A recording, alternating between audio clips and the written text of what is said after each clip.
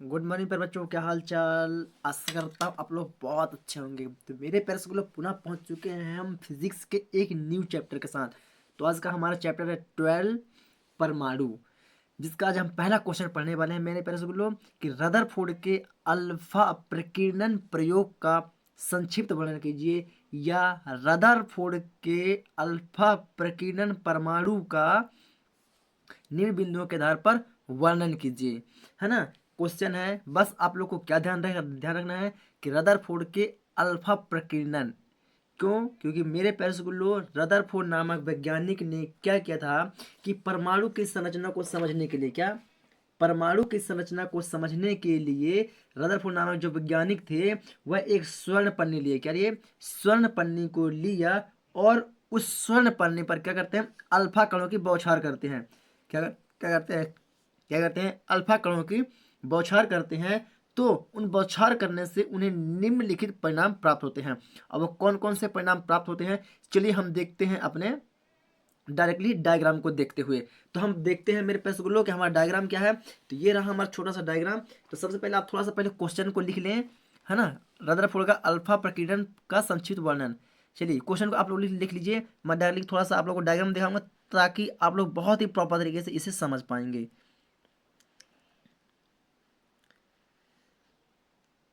चलिए पैरासुल, ये होता है मेरे पैरासुल्लो का हमारा रदरफोर्ड का अल्फा प्रकीर्णन का प्रयोग प्रदर्शन। क्या होता है? प्रयोग प्रदर्शन। तो मेरे पैरासुल्लो जो आप लोग को ये दिख रहा है पूरा ब्लैक, ये क्या है? ये है हमारी स्वर्ण पन्नी। क्या है?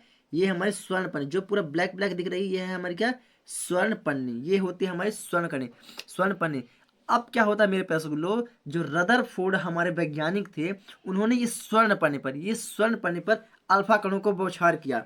है ना। जब अल्फा कणों को बौछार किया तो उन्होंने पाया, क्या पाया उन्होंने, कि अधिकांश अल्फा कण, क्या होता है मेरे पास रसगुल्लो, उन्होंने पाया कि अधिकांश अल्फा कण बिना विचलित हुए क्या होते हैं? वो सीधे निकल जाते हैं। ये देख रहे हैं आप लोग, बिना विचलित हुए क्या होते हैं? वो सीधे निकल जाते हैं। ये देख रहे हैं आप लोग, बिना विचलित हुए स्वर्ण पन्नी को भेद कर सीधे निकल जाते हैं। क्या होते हैं? भेद कर सीधे निकल जाते हैं। जिससे यह निष्कर्ष निकलता है जिससे यह निष्कर्ष निकलता है कि परमाणु का अंदर या परमाणु का अधिकांश भाग क्या होता है? खोखला होता है। क्या होता है? अधिकांश भाग खोखला होता है। तभी तो हमको पता है कि जो हमारे अल्फा कण हैं वह क्या करते हैं कि स्वर्ण पन्नी को भेदते हुए कहाँ है? सीधे निकल जाते हैं।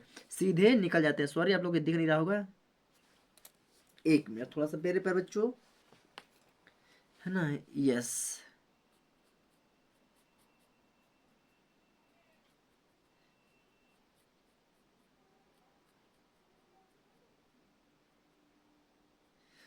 चलिए तो हम देख रहे हैं प्यारे बच्चों कि अधिकांश अल्फा कण क्या होते हैं? डायरेक्टली हमारे स्वर्ण पन्नी को भेद कर डायरेक्ट कहानी के सीधे निकल जाते हैं। इससे स्पष्ट हो जाता है कि अधिकांश परमाणु के अंदर का जो भाग होता है वो खोखला होता है। समझ में आया? अब बात करते हैं इसके दूसरा पॉइंट की। तो कुछ अल्फा कण, क्या मेरे बच्चों?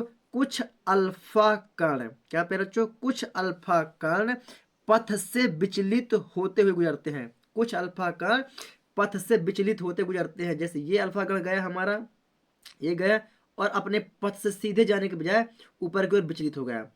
यहाँ भी देख रहे हैं आप लोग, ये अल्फा कण गया, आधी दूर गया, और जैसे ही पन्नी के बीच में घुसा, स्वर्ण पन्नी के बीच में घुसा, तो वो डायरेक्टली अपने मार्ग से विचलित हो गया। क्या हो गया? अपने मार्ग से विचलित हो गया, है ना, या विचलित होते हुए गुजरता है। ऐसा क्यों हुआ? तो इसलिए हुआ मेरे प्यारे रसगुल्लो कि परमाणु का जो धनात्मक आवेश है वह बहुत कम स्थान लेता है। कहने का तात्पर्य हुआ कि जैसे ही हमने परमाणु का अल्फा कण का प्रकीर्णन क्या किया? बौछार किया पन्नी पर, तो यहाँ तक तो डायरेक्टली भेद कर आ गए अंदर। अब यहाँ पास से क्या हुआ कि यहाँ पास हमारा धनावेश प्राप्त हो गया। यहाँ पर धनावेश प्राप्त हुआ तो धनावेश से टकरा करके क्या हुआ? अपने मार्ग को बदल दिया। धनावेश से टकरा करके अपने मार्ग को बदल दिया। यहाँ भी देख रहे हैं हम, यहाँ तक तो आया, लेकिन जैसे ही धनावेश में टकराया तो क्या हुआ? अपने मार्ग को क्या हुआ? अपने मार्ग से विचलित हो गया या अपने मार्ग को छोड़ दिया। तो क्या होता है मेरे प्यारे रसगुल्लों कि अधिकांश अल्फा कण अपने मार्ग से विचलित होते हुए गुजरते हैं। इससे यह पता चलता है कि परमाणु का धनात्मक आवेश बहुत कम स्थान लेता है। समझ गया मेरे प्यारे रसगुल्लों। अब बात करते हैं तीसरा टॉपिक। अब ये रहा मेरे प्यारे रसगुल्लों तीसरा। तो इसमें देखने को मिल रहा है मेरे प्यारे जो कुछ अल्फा कण, ये वाला और ये वाला आप देखिए, इससे देखने को मिल रहा है कि कुछ अल्फा कण बहुत बड़े कोण बहुत बड़े कोण के साथ क्या हो जाता है, विचलित हो जाते हैं। क्या होता है, बहुत बड़े कोण के साथ, ये देख रहे हैं हम लोग, ये और ये विचलित हो गए। तो हम देख रहे हैं मेरे प्यारे रसगुल्लों कि कुछ अल्फा कण बहुत बड़े कोण के साथ क्या हो जाते हैं, विचलित हो जाते हैं। इससे यह पता चलता है कि परमाणु का समस्त धनावेश और द्रव्यमान परमाणु के अंदर अत्यंत छोटे भाग में केंद्रित होता है। क्या होता है, अत्यंत छोटे भाग में केंद्रित होता है। समझ गया मेरे प्यारे रसगुल्लों। चलिए एक बार पुनः रिपीट के दे रहे हैं कि जो क्या होता है कि कुछ अल्फा कण बहुत बड़े कोण के साथ विचलित हो जाते हैं। क्या होता है, विचलित हो जाते हैं। इससे यह पता चलता है कि परमाणु का समस्त धनावेश और द्रव्यमान परमाणु के अंदर अत्यंत छोटे भाग में क्या होता है, केंद्रित होता है। क्या होता है मेरे पास गुलो, केंद्रित होता है। अब इसका चौथा पॉइंट है मेरे प्यारे बच्चों कि कुछ अल्फा कण क्या होता है, कुछ अल्फा कण क्या होते हैं, जाते तो हैं लेकिन पुनः वह लौटकर अपने मार्ग में वापस आ जाते हैं। पुनः लौटकर अपने मार्ग में वापस आ जाते हैं। क्यों? क्योंकि ये केंद्र से टकरा जाते हैं, जहां पर क्या होता है, जहां पर समस्त धनावेश एकत्रित होता है।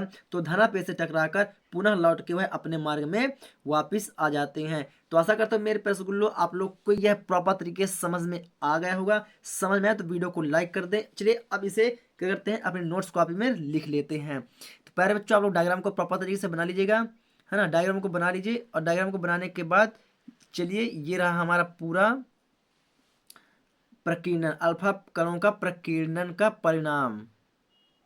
तो मेरे प्यारे रसगुल्लों आप लोग प्रॉपर तरीके से वीडियो को रोक के एक एक पॉइंट को प्रॉपर तरीके से लिख लीजिएगा। तो हमको यहाँ से देखने को मिला मेरे प्यारे रसगुल्लों। तो आप लोग इसको लिखेंगे पहले कि परमाणु की संरचना को समझने के लिए रदरफोर्ड नामक वैज्ञानिक ने स्वर्ण पन्नी पर अल्फा कणों के बमबारी किया, जिसके आधार पर उन्होंने निम्नलिखित निष्कर्ष को निकाला। जिसका पहला टॉपिक हो जाएगा, अधिकांश अल्फा कण बिना विचलित हुए स्वर्ण पन्नी को भेद कर निकल जाते हैं, जिससे यह निष्कर्ष निकलता है कि परमाणु के अंदर अधिकांश भाग क्या होता है, खोखला होता है। ये हो जाएगा हमारा पहला पॉइंट। क्या पहला पॉइंट? चलिए तो आप लोग वीडियो को रोक के पहला पॉइंट लिख लीजिए या स्क्रीनशॉट ले लीजिए। अब बात करते हैं इसके दूसरे, तीसरे और चौथे पॉइंट की मेरे प्यारे रसगुल्लों। चलिए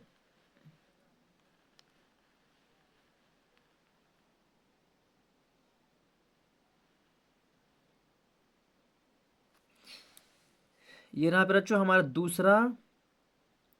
दूसरा तीसरा चौथा टॉपिक। तो दूसरा पॉइंट क्या है मेरे बच्चों, कुछ अल्फा कण अपने पथ से विचलित होते हुए गुजरते हैं, जिससे यह पता चलता है कि परमाणु का धनात्मक आवेश बहुत कम स्थान लेता है ना। इसको भी आप लोग बहुत प्रॉपर तरीके से समझ चुके हैं। अब तीसरा टॉपिक है मेरे प्यारे बच्चों, कुछ अल्फा कण बहुत बड़े कोण के साथ विचलित होते हैं। इससे यह पता चलता है कि परमाणु का समस्त धनावेश और द्रव्यमान परमाणु के अंदर अत्यंत छोटे भाग में केंद्रित होता है। ये तीसरा टॉपिक होगा। और चौथा है पेरे पेरे जो हमने ब्लैक रीड से लिखा हुआ है, तो कुछ अल्फा कण वापस लौट जाते हैं। कुछ अल्फा कण अपने केंद्र से टक्कर खा करके वापस लौट जाते हैं। तो आशा करता हूँ आप लोग को यह बहुत ही प्रॉपर तरीके से समझ में आया प्यारे। उसको तो वीडियो को लाइक करें, चैनल पर नया है तो चैनल को सब्सक्राइब करके बेल आइकन को दबा लें और वीडियो को इतना शेयर कर दें प्यारे रसगुल्लों कि हर एक जरूरतमंद के पास वीडियो पहुंच सके, है ना। इससे आसान आप लोगों को कहीं भी नहीं मिलने वाला है। तो चलिए प्यारे रसगुल्लों, मैं मिलता हूँ आप लोगों को एक न्यू वीडियो के साथ। तब तक के लिए जय हिंद। लेकिन हाँ, चैनल पर नए हैं तो रिस्क स्टडी यूट्यूब चैनल को सब्सक्राइब किए बिना बिल्कुल भी ना जाएं। चलिए प्यारे बच्चों, धन्यवाद आप सभी लोगों का।